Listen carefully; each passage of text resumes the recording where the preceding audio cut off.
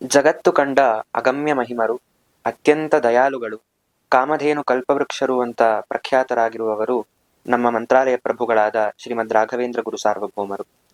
ಅಂತಹ ಗುರುರಾಯರಿಗೆ ಮುಖ್ಯ ಸ್ಫೂರ್ತಿ ಯಾರು, ಮತ್ತೆ ಯಾರ ಅನುಗ್ರಹ ಬಲದಿಂದ ಅವರಿಗೆ ಕಾಮಧೇನು ಕಲ್ಪವೃಕ್ಷ ಅನ್ನುವ ಬಿರುದುಗಳು ಬಂತೋ ಅವರ ಬಗ್ಗೆ ನಾವು ತಿಳಿದುಕೊಳ್ಳಬೇಕು. ಅವರು ಯಾರು ಅಂತ ಹೇಳಿದ್ರೆ, ರಾಘವೇಂದ್ರ ಗುರು ಸಾರ್ವಭೌಮರ ಪರಮಗುರುಗಳಾದ ಶ್ರೀಮದ್ ವಿಜೇಂದ್ರ ತೀರ್ಥ ಗುರು ಸಾರ್ವಭೌಮರು.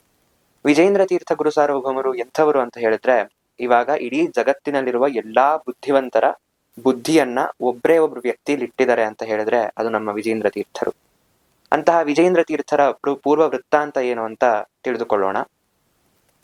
ನಮ್ಮ ಮಧ್ವ ಮತದ ಚಂದ್ರಿಕೆ ಅಂತ ಶೋಭಾಯಮಾನರಾಗಿರುವವರು ನಮ್ಮ ವ್ಯಾಸರಾಜ ಗುರು ಸಾರ್ವಭೌಮರು, ಚಂದ್ರಿಕಾಚಾರ್ಯರು ಅಂತಾನೆ ಅವರನ್ನು ನಾವು ಪ್ರೀತಿಯಿಂದ ಕರಿತೀವಿ. ಅಂತಹ ಚಂದ್ರಿಕಾಚಾರ್ಯರು ಸಂಚಾರತ್ವೇನ ಒಂದು ಹಳ್ಳಿಗೆ ಬರ್ತಾರೆ. ಆ ಹಳ್ಳಿಯಲ್ಲಿ ಒಬ್ಬ ಬ್ರಾಹ್ಮಣ ವ್ಯಾಸರಾಜರ ಸೇವೆಯನ್ನು ಚೆನ್ನಾಗಿ ಮಾಡ್ತಾನೆ.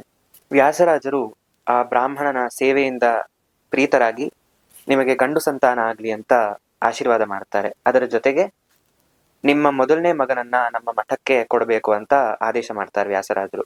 ಭಗವಂತ ಅವನ ವಿಶೇಷ ಚರ್ಯೆಯೇ ಅದ್ಭುತ. ಭಗವಂತ ಜ್ಞಾನಿಗಳಲ್ಲಿ ನಿಂತು ನುಡಿಸುವ ಮಾತು ಸುಳ್ಳಾಗಲಿಕ್ಕೆ ಅದು ಸಾಧ್ಯವೇ ಇಲ್ಲ. ವ್ಯಾಸರಾಜರು ಮಹಾಜ್ಞಾನಿಗಳು. ವ್ಯಾಸರಾಜರು ನುಡಿದಂತೆಯೇ ಆ ಬ್ರಾಹ್ಮಣ ದಂಪತಿಗಳಿಗೆ 2 ಗಂಡು ಮಕ್ಕಳಾಗ್ತವೆ. ಮೊದಲನೇ ಅವನಿಗೆ ವಿಠ್ಠಲ ಅಂತ ನಾಮಕರಣ ಮಾಡ್ತಾರೆ, ಎರಡನೇ ಅವನಿಗೆ ಗುರುಪ್ರಸಾದ ಅಂತ ನಾಮಕರಣ ಮಾಡ್ತಾರೆ. ಕೆಲವು ವರ್ಷಗಳ ನಂತರ ವ್ಯಾಸರಾಜರು ಅದೇ ಗ್ರಾಮಕ್ಕೆ ಬಂದಾಗ ಆ ಬ್ರಾಹ್ಮಣ ಬಂದು ವ್ಯಾಸರಾಜರ ಪಾದಕ್ಕೆ ನಮಸ್ಕಾರ ಮಾಡಿ, ಸ್ವಾಮಿ ನೀವು ಹೇಳ್ದ ಹಾಗೇನೆ ನಮಗೆ 2 ಗಂಡು ಮಕ್ಕಳಾಗಿದೆ, ಆ 2 ಮಕ್ಕಳನ್ನ ನಿಮ್ಮ ಪಾದಕ್ಕೆ ಅರ್ಪಣೆ ಮಾಡ್ತೀನಿ ಅಂತ ಭಕ್ತಿಯಿಂದ ನಮಸ್ಕಾರ ಮಾಡ್ತಾನೆ ವ್ಯಾಸರಾಜರಿಗೆ ಆ ಬ್ರಾಹ್ಮಣ. ವ್ಯಾಸರಾಜರು ಅವರ ಮಾತಿನಂತೆಯೇ ಅವರ ಮೊದಲನೇ ಮಗನನ್ನ ವಿಠ್ಠಲಾಚಾರ್ಯರನ್ನ ತಾವು ಸ್ವೀಕಾರ ಮಾಡ್ತಾರೆ. ವ್ಯಾಸರಾಜರಿಗೆ ಎಷ್ಟು ಕರುಣೆ ಅಂತ ಹೇಳಿದ್ರೆ, ಸ್ವಂತ ಮಕ್ಕಳನ್ನು ತಾಯಿ ಅಷ್ಟು ಚೆನ್ನಾಗಿ ನೋಡ್ಕೊಳ್ಳಿಕ್ಕೆ ಸಾಧ್ಯ ಇಲ್ಲ. ಅಷ್ಟು ಚೆನ್ನಾಗಿ ಆ ವಿಠ್ಠಲಾಚಾರ್ಯರನ್ನ ವ್ಯಾಸರಾಜರು ನೋಡ್ಕೋತಾರೆ. ಮುಂದೆ ಆ ಕಾಲಕ್ಕೆ ಆ ಮಗುವಿಗೆ ಉಪನಯನ, ತರ್ಕ, ಮೀಮಾಂಸ, ವೇದಶಾಸ್ತ್ರ ಎಲ್ಲದರ ಪಾಠವನ್ನ ವ್ಯಾಸರಾಜರು ಆ ಮಗುವಿಗೆ ಹೇಳ್ಕೊಡ್ತಾರೆ. ಆ ಮಗುವಿಗೆ ಎಷ್ಟು ಮೇಧಾಶಕ್ತಿ, ಎಷ್ಟು ಜ್ಞಾನ, ಎಷ್ಟು ಭಗವಂತನಲ್ಲಿ ಭಕ್ತಿ ಇತ್ತು ಅಂದ್ರೆ ವ್ಯಾಸರಾಜರ ಮನಸ್ಸನ್ನೇ ಗೆದ್ದಿರ್ತಾನೆ ಆ ಹುಡುಗ. ಆ ವಿಷಯದಲ್ಲಿ ವೈರಾಗ್ಯ ಅಷ್ಟು ಚಿಕ್ಕ ವಯಸ್ಸಿಗೆ ಎಷ್ಟು ಅದ್ಭುತವಾಗಿತ್ತು ಆ ಹುಡುಗನಿಗೆ ಅಂದ್ರೆ ವ್ಯಾಸರಾಜರಿಗೆ ಪ್ರೀತನಾಗಬೇಕು ಅಂದ್ರೆ ಆ ಹುಡುಗ ನಿಜವಾಗ್ಲೂ ಮಹಾನುಭಾವನೆ ಆಗಿರ್ಬೇಕು. ಅವರ ವೈರಾಗ್ಯ, ಅವರ ಜ್ಞಾನ, ಅವರ ಭಕ್ತಿಯನ್ನು ನೋಡಿ ವ್ಯಾಸರಾಜರು 8ನೇ ವಯಸ್ಸಿಗೆ ಆ ವಿಠ್ಠಲಾಚಾರ್ಯರಿಗೆ ಸನ್ಯಾಸಾಶ್ರಮ ಕೊಟ್ಟು ವಿಷ್ಣು ತೀರ್ಥರು ಅಂತ ನಾಮಕರಣ ಮಾಡ್ತಾರೆ.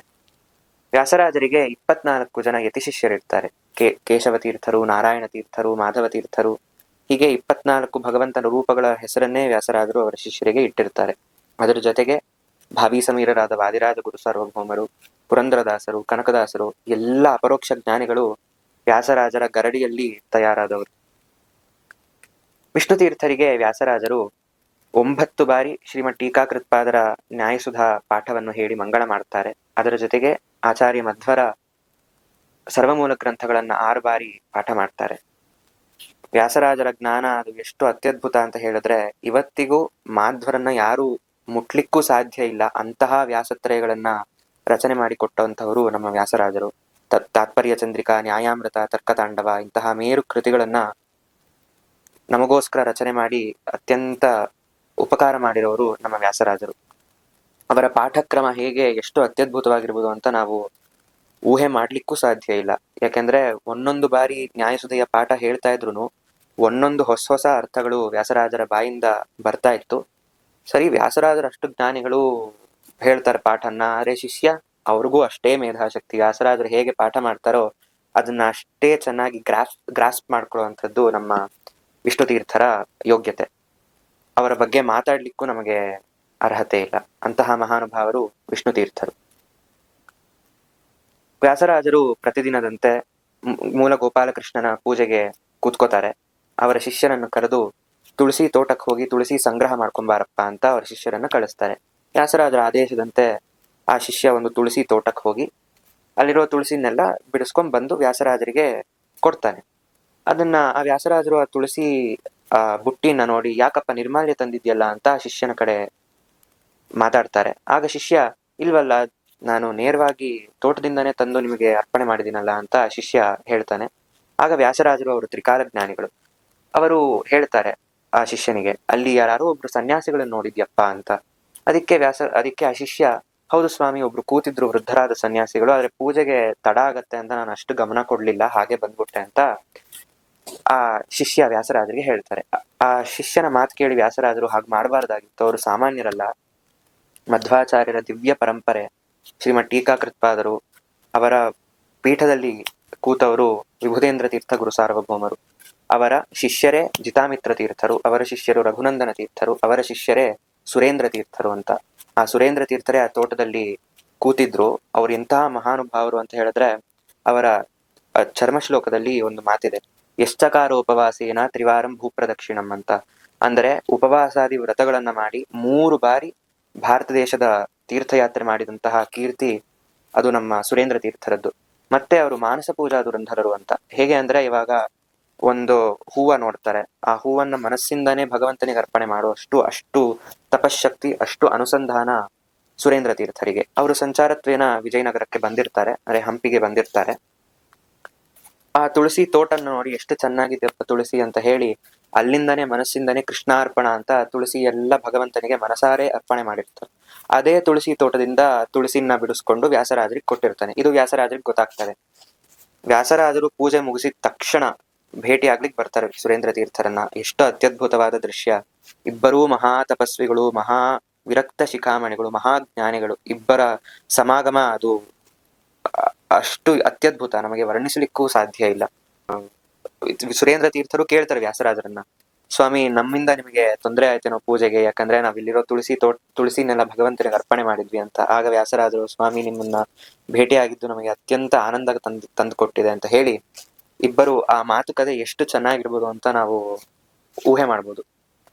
ಹಾಗೆಯೇ ಅಲ್ಲಿನ ಮಹಾರಾಜ, ಕರ್ನಾಟಕ ರಾಜ್ಯ ರಮಾರಮಣ ಅಂತ ಪ್ರಸಿದ್ಧನಾಗಿರುವವನು ಶ್ರೀಕೃಷ್ಣದೇವರಾಯ. ಕೃಷ್ಣದೇವರಾಯ ಸುರೇಂದ್ರ ತೀರ್ಥರಿಗೆ ಎಲ್ಲಾ ತರದ ಸತ್ಕಾರ ಆದರಗಳನ್ನು ಮಾಡಿ ವ್ಯಾಸರಾಜರ ಮಠಕ್ಕೆ ಬರಮಾಡ್ಕೊಳ್ತಾರೆ.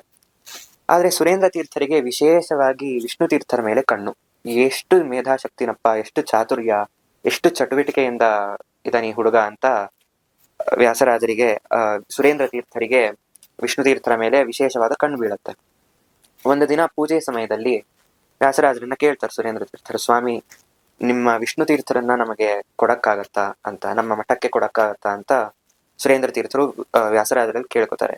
ಆಗ ವ್ಯಾಸರಾಜರು ಒಂದೂ ಕ್ಷಣ ಯೋಚನೆ ಮಾಡದೆ, ಸ್ವಾಮಿ, ಇದಕ್ಕಿಂತ ಆನಂದ ನಮಗಿಲ್ವೇ ಇಲ್ಲ, ನಿಮಗೋಸ್ಕರನೇ ತಯಾರು ಮಾಡಿಟ್ಟಿದ್ವಿ ವಿಷ್ಣು ತೀರ್ಥರನ್ನ ಅಂತ ತಕ್ಷಣದಲ್ಲೇ ಸುರೇಂದ್ರ ತೀರ್ಥರಿಗೆ ಅರ್ಪಣೆ ಮಾಡ್ತಾರೆ. ಅವರಿಗೆ ಒಪ್ಪಿಸ್ತಾರೆ ವಿಷ್ಣು ತೀರ್ಥರನ್ನ ಸುರೇಂದ್ರ ತೀರ್ಥರಿಗೆ. ಸುರೇಂದ್ರ ತೀರ್ಥರಿಗೂ ಮಹಾ ಆನಂದ.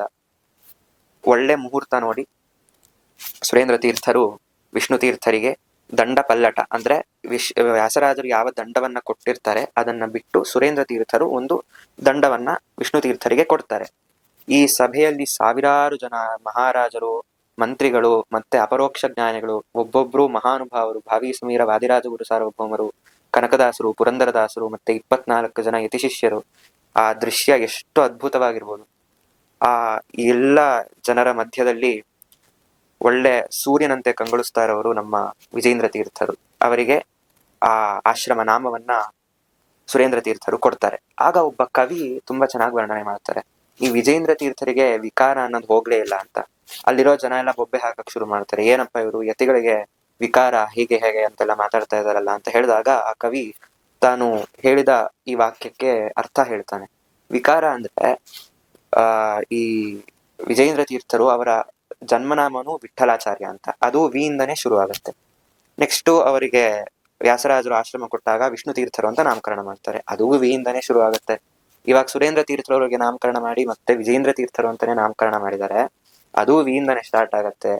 ಸೊ ಅವರಿಗೆ ವಿಕಾರ ಅನ್ನೋದು ಹೋಗ್ಲೇ ಇಲ್ಲ ಹೊರತು, ಅವರ ಹೆಸರಲ್ಲಿ ವಿಕಾರ ಅನ್ನೋದು ಹೋಗ್ಲಿಲ್ಲ ಹೊರತು, ಅವರ ಆ ಚಾರಿತ್ರ್ಯ, ಅವರ ಆ ಜ್ಞಾನ, ಅದರ ಬಗ್ಗೆ ನಾನು ಮಾತಾಡ್ತಾ ಇಲ್ಲ. ಇನ್ನೊಂದು ವಿಶೇಷ ಅಂತ ಹೇಳಿದರೆ, ವಿಜೇಂದ್ರ ತೀರ್ಥರು ಪೂರ್ವಾವತಾರದಲ್ಲಿ ವಿಭುಧೇಂದ್ರ ತೀರ್ಥ ಗುರು ಸಾರ್ವಭೌಮರು, ಆವಾಗ್ಲೂ ಆ ವಿಕಾರ ಹೋಗಿಲ್ಲ ಅಂತ ನಾವು ಚಿಂತನೆ ಮಾಡಬೇಕು.